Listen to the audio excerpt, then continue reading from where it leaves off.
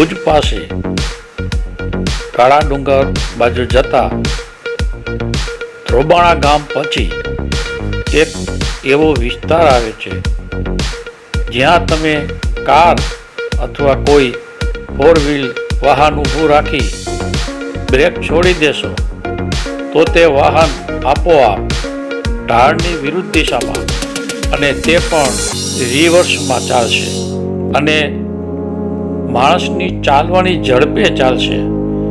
છે ને આશ્ચર્ય? કારણ કે આ જગ્યાએ ચુંબકીય તત્વ કામ કરી રહ્યું છે. સામાન્ય રીતે કહીએ તો જે વિસ્તારમાં ચુંબકનું આકર્ષણ અથવા અપાકર્ષણ બળ અનુભવી શકાતું હોય તેને ચુંબકીય ક્ષેત્ર કહેવામાં આવે છે.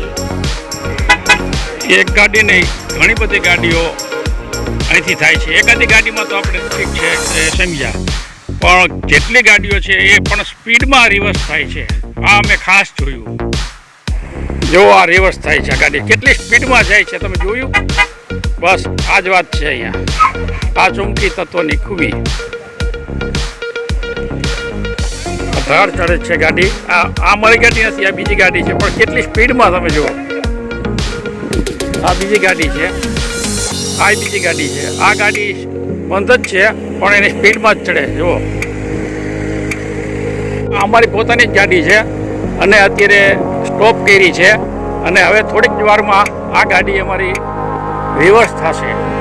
એ આપણે જોઈએ. આ જો આ રિવર્સ થાય છે ગાડી. હું પાછળ દોડું છું છતાં ગાડી ખાલી સ્ટોપ છે, છતાં પાછળ ઢાળ ઉપર ચડે છે. રિવર્સમાં ઢાળ ઉપર ચડે છે.